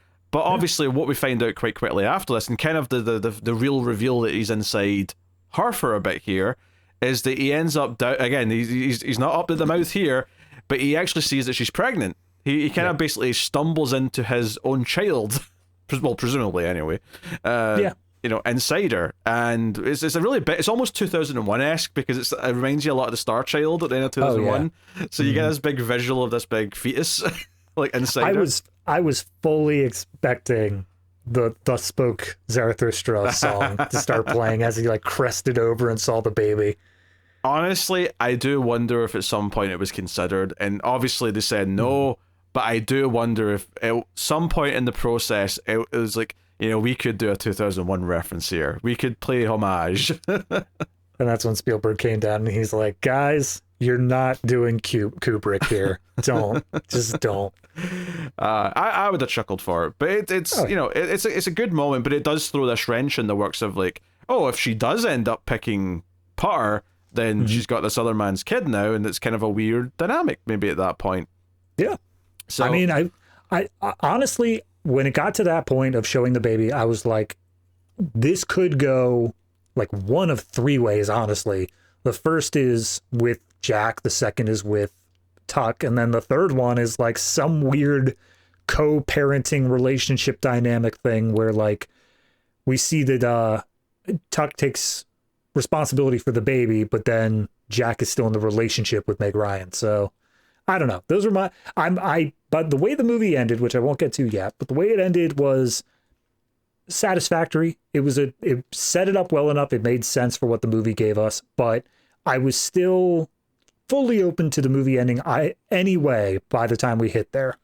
Yeah. And so, they end up out of the basement, right? And this is where I mentioned this earlier, but Putter doesn't realize that he's alone now and like thinks Pendleton's still helping him, but he didn't. He actually punched out a guy on his own. But then the guy gets back up and he's like, "Oh shit! Oh no! Like I don't have the backup now. Oh no!" That's all very entertaining. All of this, like a lot of this, all converges at this point. But the main things that are set up is that they're escaping at the same time that the villains, Scrimshaw and Margaret specifically, are trying to use the chip, right? Because the strap thingy on the table, part of that is, and they actually get Ego to go into his own ship, but it's a very different looking ship. It's more it's almost like a standing coffin, but with like thrusters on the side. It's like an Iron Man suit if Iron Man were just a single square, pretty much. Yeah, you got like a little window for his face so you can see him, right? But what's so good about this, and this is part of what makes the third act so fun, is that it's going to give Pendleton exciting stuff to do inside the body. It's not just helping Jack on the outside. Now he's got his own combat and like action on the inside, but we've got a villain inside the main character now as well. And honestly, if there was one thing, if you pitched this movie to me and you said, is there anything you should do in this script? Is there anything you have to absolutely do with this concept? I would say, yes, there has to be a villain in there as well at some point. Yeah, here's the thing. I was looking over the producers like halfway through the movie, and I saw that one of the producers was John Peters. Hey, spiders, man, the most dangerous creature in the animal kingdom. I was 1,000% expecting like the white blood cells to look like spiders, just like latching on to the ship and being like, oh no, your immune system's fighting against me, sort of thing. But like, no, it was more basic than that. I'm not opposed. Yeah. But obviously Meg Ryan comes in and kind of like, she's got a gun, she's taken from one of the guards, de-escalates the situation, and forces the villains into the shrinking pod, the shrinking bay, or whatever it is. So part of the third act is that Scrimshaw and Margaret are shrunk down, not to like minuscule size or like particle size, but they're shrunk down to about the size of a 3-year-old, but they still have the same dimensions and proportions of an adult. So they look really silly, and they kind of tease it a little bit because you sort of see them like sort of get into a car, but you don't really get a good look at them yet. And it's actually the same car that Meg Ryan and Martin Short go into and to drive away in a minute. So they end up in the back seat and you can sort of see them poking their heads out. The effects are very fun. The one thing that kind of gives it away a little bit is the fake hands when they're like... Oh my God, those were nightmare-inducing. The little fake hands that are meant to be Kevin McCarthy's hands coming around and getting Martin Short, and it's just these little like doll hands that are coming around and like touching them. They looked horrifying. It looked like something out of like a freak show kind of setup. God. And all this is going on whilst inside his body, right? Because when they get in the car, Meg Ryan kisses him again to put... Luckily, somehow Dennis Quaid was in position to be transferred again. But I love he specifically went up to her inner ear, played their song so that she was like, he's inside of me now. And then the moment that she made that realization, he just bolted back to the mouth being like, all right, kiss him again. So while this is all going on, we've got Igo, whatever his name is. I love how every time it's all three. He's flying around in his little ship inside the body and coming after Quaid's character and try to cut into his oxygen supply to make his oxygen go, which by the way is down to like 15% now, so we're getting close to the wire as to like saving him. And this all ends up with a big set piece where after some back and forth, they're in the stomach and he looks down and sees stomach acid, and it's like it's like a pool, right? And it's bubbling like a volcano. And effectively to try and win the fight, he then starts talking to Martin Short and says, hey, I'm going to need you to like get some more stomach acid bubbling here. So starts making him think he's got a tumor. Like, I think I saw something down here. It's probably benign, but you know, by my perspective, it looked the size of a football field. So right. That's my favorite bit there, where he's like, well, how big is it? And he's like, I mean, I'm not the kind of person to ask, but for me, it's like a football field. And he's just like, oh, great. All right. So, I'm going to die. I think what I like about that joke, fun, it's just, well, one, it just base level, it's funny that he's making the stomach acid bubble up, which literally turns the bad guy into a skeleton, right? Yeah. And he Because he says, gets he gets ejected out of his ship and then is in kind of like his own little jetpack mode. yeah, he's flying around in a jetpack. He's like, hey, you digested the bad guy. That's a funny line. But what I really like about this, on top of it just being generally funny, is that it's actually such a good script thing to actually use his hypochondria to win a fight later on. This is where the hypochondria actually beats the bad guy, because he gets so worried, like he always does when he's worried that something's wrong, that actually wins the thing. That's actually a great payoff to who his character is. Yeah, no, absolutely. And that's, I think that his plot, Jack's plot, is a great arc. I think that it goes beginning to end, and like, despite the fact that he's made huge leaps, and this is already the point where he's punched out another guard, like, he's not completely changed, like, from the base level. At the base level, he does still have anxieties and stuff like that. He just knows how to overcome them. He's not an action star by any means yet, right? He's not just turned into that. He's more confident, sure. He's had these moments, but he's not some completely different person. Right. It does a great job of showing, because this has only been literally a day. Like, there's no more time could have passed than at most like 48 hours. Oh, for sure. So there's only so much change that can be made. And I think this movie does a great job of showing that sort of transitional period of a guy who goes through some extraordinary circumstances, comes out the other side different, but not like a completely changed man. Yeah, and while this is all going on as well, I think by the time you get to the stomach acid, this part's over, but they're in the car, and the little versions of the villains are like attacking them from behind. So there's a lot of like skidding around. Eventually, it's actually the what's his name again, Pete Blanchard, and the scientist who are in a car who end up picking up Meg Ryan and Martin Short and taking them to the lab, and they're sort of racing against time to get back there and try and save Dennis Quaid as quickly as they can. Meanwhile, the little villains are trying to make a call in the phone booth, so you get some fun perspective stuff where they're like on each other's shoulders trying to get up to the phone. And see, this is the part where I think the joke was fine, but they overplayed a little bit of like the explanation to the joke, like a little bit of the lead in, because it then made you open up your mind to all the other possibilities, which is, as they reach this phone booth, he's like, oh, good, a phone. We gotta call like the cowboy or whoever. Someone's got to help us. And the McCarthy says, oh, well, all of my change is shrunk with me, so it won't fit there anymore.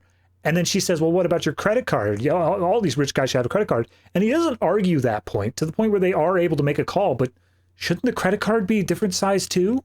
Absolutely, yeah. So like, then that's just kind of the ripple effect going back of like, well, yeah, what about like the atoms in the drink and sort of thing? Like, everything should be a different size. You should not be able to function with this world anymore. But the visual of them in the phone booth with him standing on her shoulders is too entertaining not to enjoy. Yeah, exactly. It's exactly what we were saying of they throw it out for the sake of having a good plot beat, and I'm okay with that. Yeah, so they're racing back to the lab, and basically, and again, this pays off. They set up at the start of the movie that Martin Short's allergic to hairspray, which is important here because he has to sneeze him out, because he doesn't have enough oxygen to actually, fly the ship to like the usual exits. Yeah, so you're going to have to quickly sneeze me out. So he sprays some hairspray. I do love that someone hands him hairspray, but it's like mousse, and he's like, no, not mousse, like actual hairspray. Yeah, and then we see him sneeze out. He sneezes all over the glasses of like the lead scientist guy who's there, and then immediately he like reflexively goes to wipe it away, and all the other scientists are like, oh, no, hold on, and they go ahead and check it out, and they see, yes, the ship is in that little bit of snot on the guy's glasses. So they get him in the chamber, and they start up the reverse process, which maybe I missed something somewhere along the way here, but they've coded up the like computer process to be Alice in Wonderland themed. Yeah, so, and they don't know what the answer is to do the right thing. That's the part that gets me. Well, my assumption is that the head scientist who died, the one that injected Martin Short, this was his coding. Okay, and he would know the answer? He would know the answer, but because it's the rest of them, they're like, I think we eat it and not drink it, but I'm not sure. Right. I don't know. That seems weird to me that nobody else in the office this whole time was like, which maybe someone else should know how to run the program just in case, I don't know, he gets shot. I mean, honestly, him coming back and being put back to full size, it's all just like plot details stuff. The more interesting thing is that when he does come out the ship and he hugs Meg Ryan and kisses her and says, "Why didn't you tell me?" Obviously talking about the pregnancy. I actually was surprised that they didn't do a whole thing here where she's like, "Wait, what are you talking about? I'll tell you what." And he's like, "You're pregnant." they just sort of leave it. Funny thing though, apparently there's a tiny little detail if you see on Meg Ryan's desk back when she's at the news place. There's a picture of Pemberton, and pasted onto it, like just stuck on via tape, is a picture of an ultrasound. So she did know. Very good. Yeah. I actually made a joke because I'd already looked it up by this point in the movie that when we saw the baby inside, I went, "Oh, there's Jack." Yeah. As in Jack Quaid. Right. Not the character in the movie. I would love for, like, you know, he's growing up. Jack's growing up. He's like 6, 7 years old. And he's watching his parents' movies that get to Innerspace, and he's like, "Mommy, is that me? Was I there?" And she's be like, "No, you weren't around yet, so Jack, sorry." So, yeah, but the thing here is, though, is that they're embracing each other, and everyone's happy and clapping, including Putter, but he does start to look a little bit conflicted because, he's realizing that, they're back together now, and any hopes that he had with her might be gone, and he's a little sad by that. And eventually, Pendleton, Quaid, notices him and goes over and hugs him because, like, this is them finally getting to meet. They've been helping each other out all movie. They've bonded. This is finally their friendship getting to actually become real.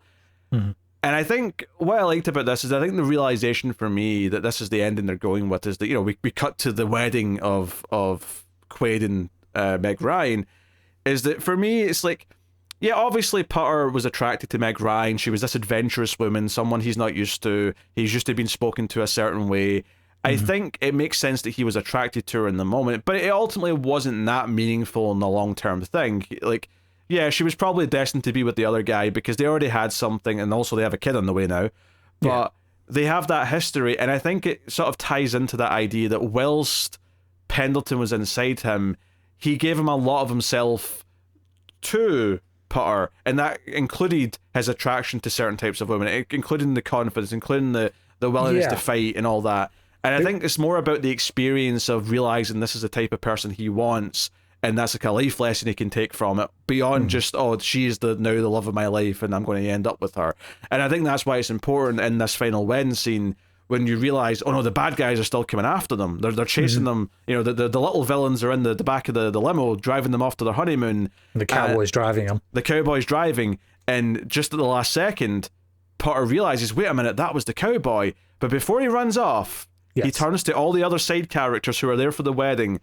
His doctor, Wendy, and his boss from Safeway. Because the doctor wants to give him more tests because he loves giving him more tests. Wendy says, hey, maybe we should start dating. Maybe not exclusively at first, at least not for me, but maybe it could become something.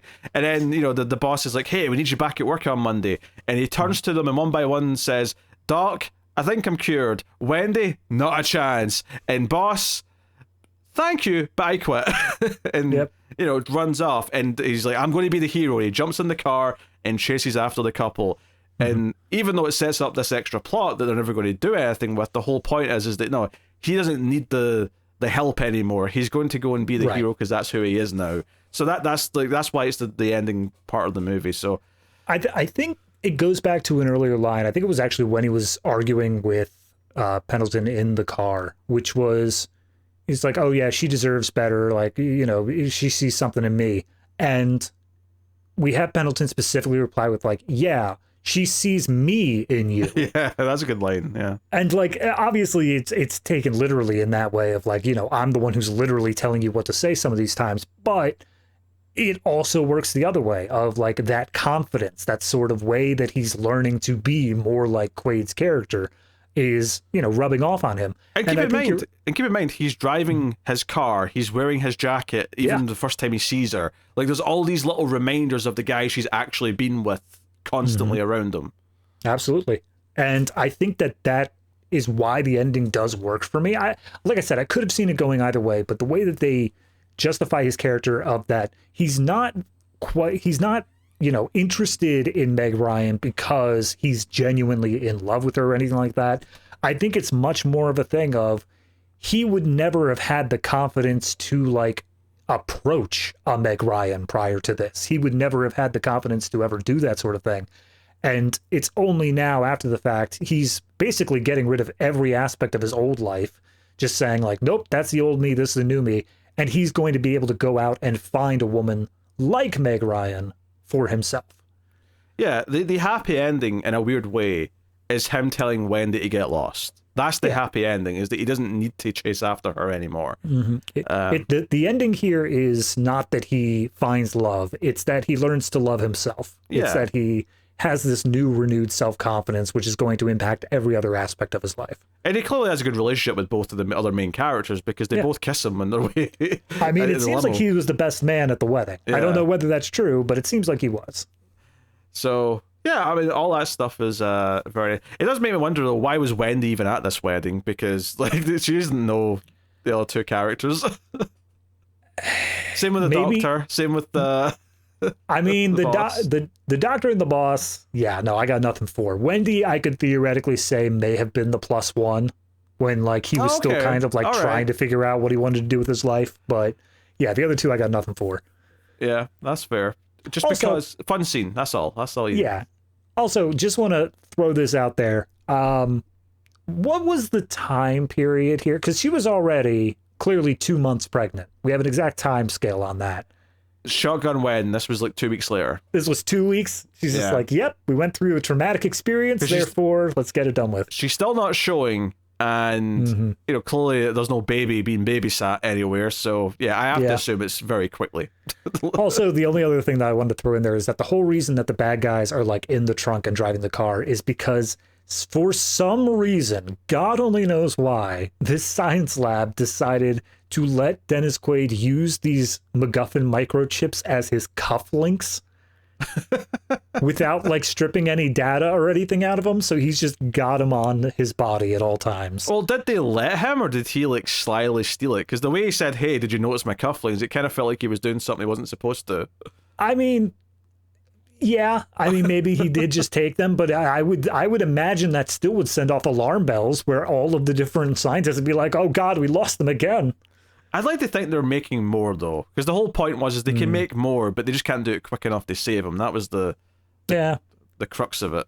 That's fair. Also, I just realized something as we were talking here. So we see that the guy who stole the chips, McCarthy's character, and then the scientist lady, they have their own shrinking tech and their own lab and all that. Mm-hmm. Why are they selling the chip if they have their own lab that they would like to personally use this for? Well,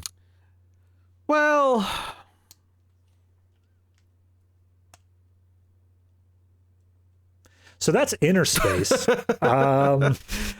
There's not really a good excuse for that, but because we want to have them be shrunk down because it's funny.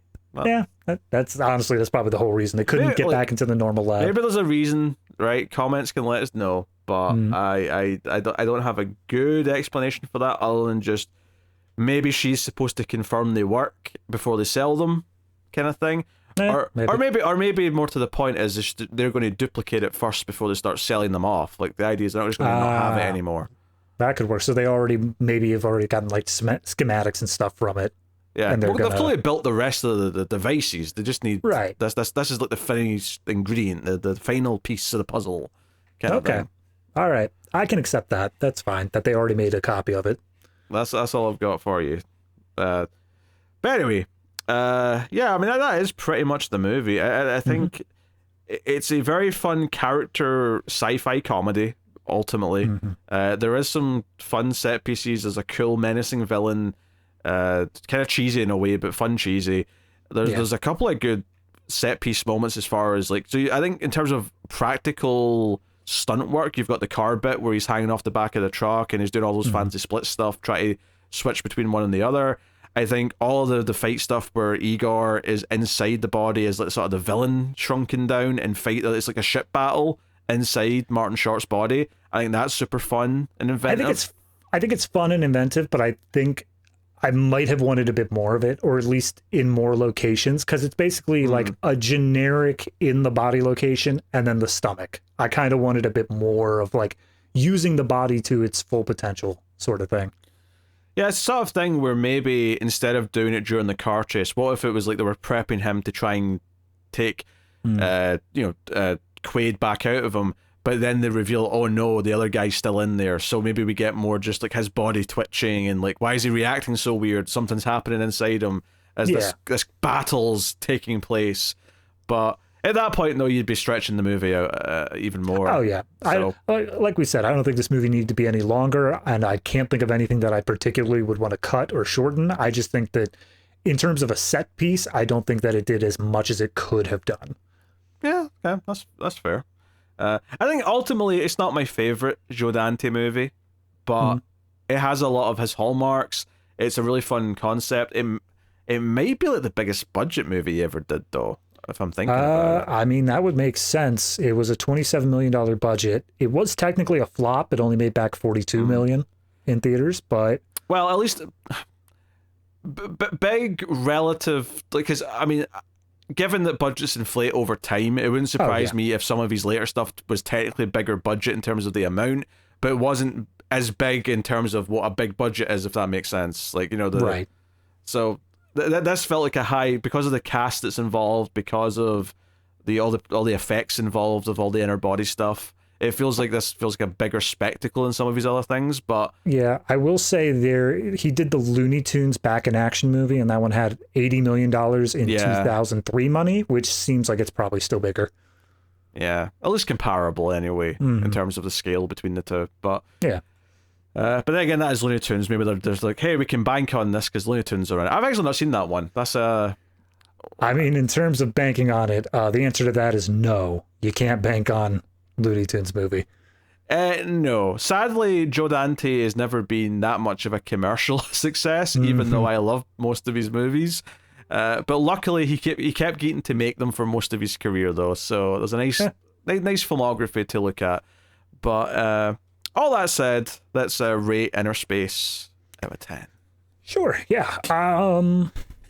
Honestly, don't really have much more to say in terms of like reasoning for it. I think this one is pretty much just straight down at a 7. I enjoyed it. I think it was a very well done movie in terms of comedy. I do think that while it does have its flaws to it, the flaws are mostly overlooked just by the pacing of it, the general structure of it. It feels like a well-made movie. They're just I don't know. It seems like something's holding me back from giving it the 8. I wouldn't say that it's quite at like that great standard, but 7 just seems right about where I'm coming at. Yeah, sure. I think any faults you could levy at it are fundamentally just things that are like... I don't think anyone was dumb when they were making the movie. They just sort of made the choices that, no, those will get in the way of us having the fun plot. So we're just going to have the fun plot. And we're going to have the characters be endearing because of the fun things we're having them do. And a lot of the actual character arc and story is definitely there. I do think it's a movie with a lot of love in it, which is typically what I like about Joe Dante movies. I think for me, maybe it doesn't quite hit great, but I'm going to go closer than you. I'm going to say 7.5. Okay. I think it's a really good movie, and it's one that I think, this is my second time seeing it.